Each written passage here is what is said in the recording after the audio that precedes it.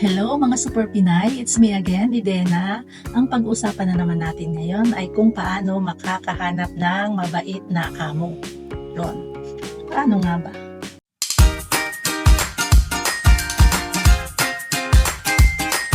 Well, syempre, kapag mabait ka, talagang bibigyan ka din ni Lord ng mabait na amo, di ba? Kasi ako naman kasi is medyo mabait, kaya mabait din yung amo ko. Charot lang. Hindi, mabait naman talaga ako lalo pag tulog.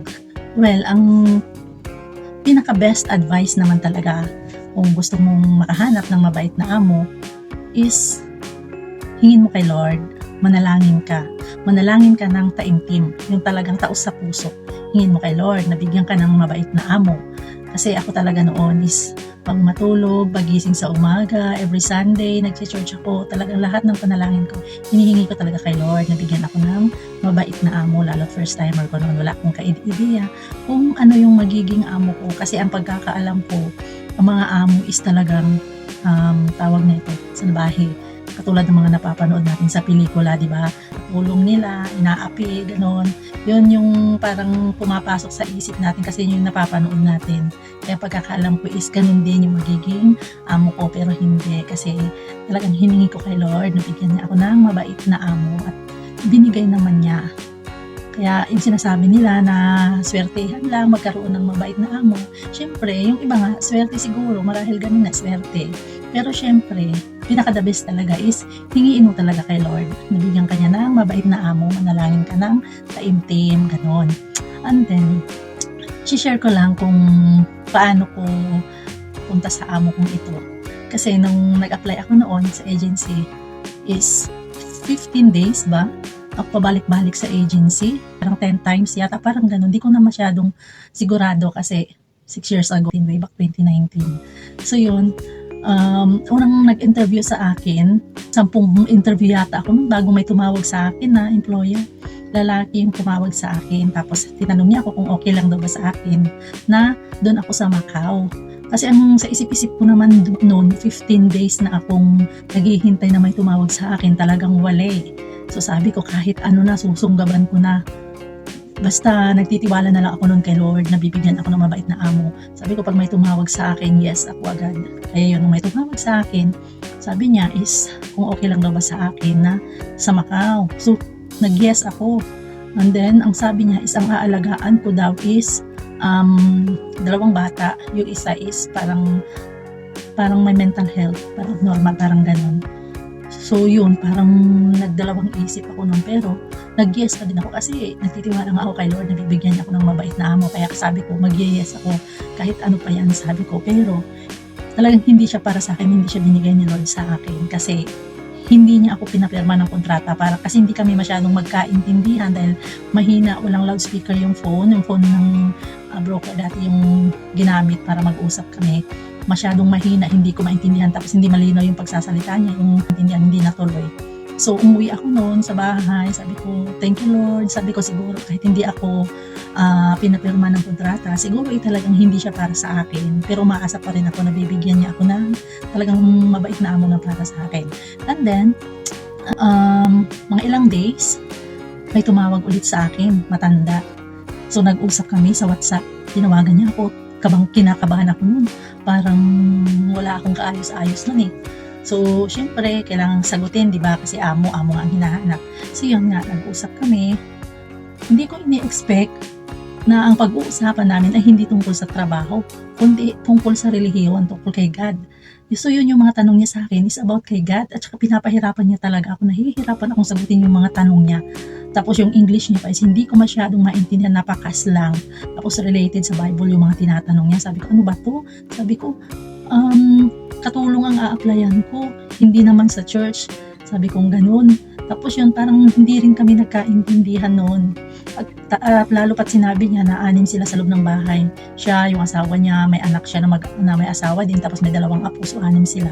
So syempre, mahirap yun, di ba? Pero sabi ko naman, pag binigay ni Lord, pag para sa akin, tatanggapin ko. Pero talagang hindi din yun para sa akin. Talagang iniwas ako ni Lord sa mahirap na sitwasyon. After nga nun, hindi ako nawala ng pag-asa. Syempre, maasa pa rin ako na may tatawag ulit sa akin. So, kinamagahan nun, bumalik ulit ako sa agency, nag-aabang ng broker na mag-i-interview kasi kailangan lagi kang pumupunta sa agency kasi ako kasi noon is walk-in.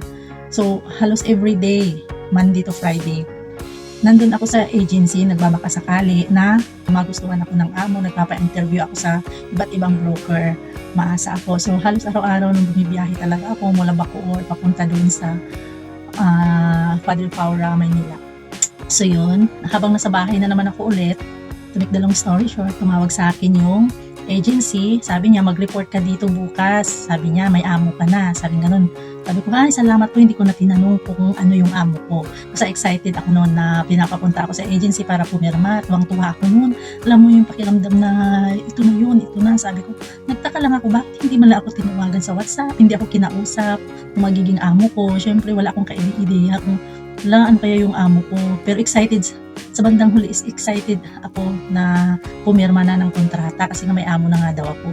So yun nga, nung nandun na nga ako sa agency, so yung binigay sa akin ng blue na kontrata na pipirma ko, tinanong ko, sabi ko, ma'am, ano po yung magiging amo ko? Sabi niya, dalawa lang sila magnanay. Yung isa, 70 na yung edad, tapos yung anak na babae is 40, sabing gano'n. Okay, sabi ko kung dalawa lang. So yun, binasa ko yung kontrata, pinirmahan ko na, and then, yun, talagang naniniwala ako na sila nga yung binigay sa akin ni Lord. Hindi talaga ako nag-alinlangan nun.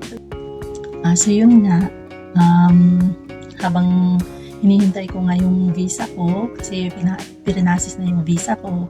So, nag-training na ako, PIDOS, nag-OWA, nag-final medical, tsaka marami pang iba na pinagawa sa akin sa agency. And then, yun nga, yung dumating na nga yung pinakahihintay kong araw. So, way back August 19, 2019. Yan. So, nandito na nga ako nun sa Hong Kong. Unang pagkakita ko kay amo, hindi ko ma-determine kung mabait siya o hindi kasi maaga yun, alas 10 ng umaga. Ginising namin siya, nag-doorbell kami. Nung umbungan namin sa kanya, parang wala pa siya sa mood kasi kakagising niya. Ang sabi niya, pumunta doon sa anak niya sa kabilang building. So, nag-stay muna ako doon ng ilang araw, parang 5 days. Kasi papagawa pa lang daw nila yung higaan ko, yung kwarto ko. Hindi muna nila pinagawa kasi gusto nila muna siguro akong makilala. Kasi usually guys, nangyayari talaga yan. Yung unang kita pa lang sa'yo ng amo, pag hindi ka nagustuhan, i-terminate ka, balik Pinas ka talaga. Nangyayari talaga yan, hindi ako nagbibiro. So yun, kinilala muna ako nila ng ilang araw bago pinagawa yung bed ko. Nakisama ako doon sa anak niya, tapos sa mga katulong ng anak niya na dalawa. Yun. Tapos yun, kwento sa akin ni amo, kaya niya daw ako nagustuhan dun sa, kaya sinabi ko nung previous ko na vlog, na video, na about dun sa self-introduction. Doon sila pumili, doon nila ako nakita. Sabi nila, ito ang gusto ko. Mukhang okay, gano'n. Tapos may 4 na anak. Ito, sigurado magtatagal ito. Sabi nga, so yun nga, to make the long story short, ayun, nagtagal nga ako, umabot na nga ako dito ng 6 na taon sa amo ko. Congrats to me. And then, nakapirma na ako ng pang-4 na kontrata ko, another 2 years na naman. So yun lang po guys, sana may natutunan po kayo. And don't forget to like and subscribe to my channel para updated po kayo sa mga susunod ko pang video, and hit the notification bell. Marami pong salamat. Bye-bye. God bless.